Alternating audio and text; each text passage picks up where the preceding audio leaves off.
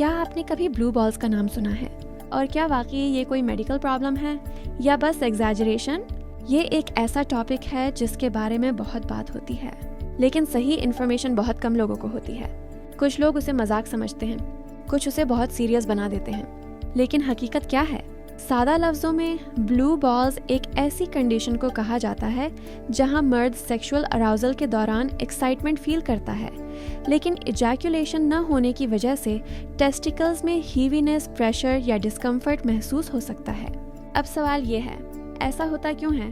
جب مرد اراؤزڈ ہوتا ہے تو جسم کے اس حصے میں بلڈ فلو بڑھ جاتا ہے اور جسم ٹیمپرری طور پر زیادہ ٹینشن اور پریشر کی حالت میں چلا جاتا ہے۔ اگر ایکسائٹمنٹ کافی دیر تک رہے لیکن ریلیز نہیں ہو تو کچھ مردوں کو ایچ یا ڈسکمفرٹ فیل ہو سکتا ہے۔ لیکن یہاں ایک بہت امپورٹنٹ بات سمجھیں، یہ عام طور پر ڈینجرس کنڈیشن نہیں مانی جاتی۔ زیادہ تر کیسز میں یہ ٹیمپرری ہوتی ہے اور کچھ وقت بعد خود ہی ٹھیک ہو جاتی ہے، لیکن ہماری سوسائٹی میں اس ٹاپک کے ساتھ بہت مائٹس اٹیچ ہو چکی ہیں۔ کبھی اسے خوفناک بنا کر پیش کیا جاتا ہے اور کبھی ایموشنل پریشر کریٹ کرنے کے لیے استعمال کیا جاتا ہے، اور یہی وہ جگہ ہے جہاں اویئرنیس ضروری ہو جاتی ہے۔ کسی بھی وومن پر ایموشنل پریشر ڈالنا یا یہ کہنا کہ اگر ایسا نہ ہوا تو نقصان ہو جائے گا، یہ ہیلتھی بیہیویئر نہیں ہے، کیونکہ حقیقت یہ ہے کہ بلو بالز کوئی لائف تھریٹننگ ایمرجنسی نہیں ہوتی۔ ہاں، ڈسکمفرٹ ہو سکتا ہے، لیکن یہ عام طور پر ٹیمپرری ہوتا ہے۔ اب ایک سائیکولوجیکل پوائنٹ، بہت سے مرد سیکشول ٹاپکس کے بارے میں صحیح ایجوکیشن حاصل نہیں کر پاتے۔ وہ مائتس، جوکس یا انٹرنیٹ انفارمیشن سے چیزیں سیکھتے ہیں اور پھر کنفیوژن بڑھتی جاتی ہے۔ اسی لیے ضروری ہے کہ ہم ایسے ٹاپکس کو شیم یا فیئر کے بجائے اویئرنیس کے ساتھ سمجھیں۔ ایک اور سوال، کیا صرف مردوں کو ایسا فیل ہوتا ہے؟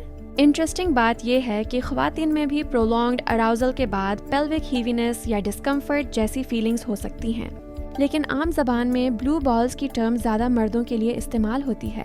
اب سوال یہ ہے، اگر ایسا ہو تو کیا کرنا چاہیے؟ سب سے پہلے پینک نہ کریں۔ ریلیکسیشن، ڈسٹریکشن، واک یا نارمل فزیکل ایکٹیویٹی سے باڈی گریجولی نارمل اسٹیٹ میں آ جاتی ہے۔ اور سب سے اہم چیز، اس ٹاپک کو ایموشنل مینیپولیشن کے طور پر یوز نہیں کرنا چاہیے، کیونکہ ہیلتھی ریلیشن شپ ہمیشہ انڈرسٹینڈنگ، رسپیکٹ اور کمیونیکیشن پر بنتا ہے، پریشر پر نہیں۔ یاد رکھیں، ہر وائرل بات حقیقت نہیں ہوتی اور ہر جوک سائنٹیفکلی درست نہیں ہوتا، اسی لیے اویئرنیس ضروری ہے تاکہ میتھس اور ریالٹی میں فرق سمجھا جا سکے۔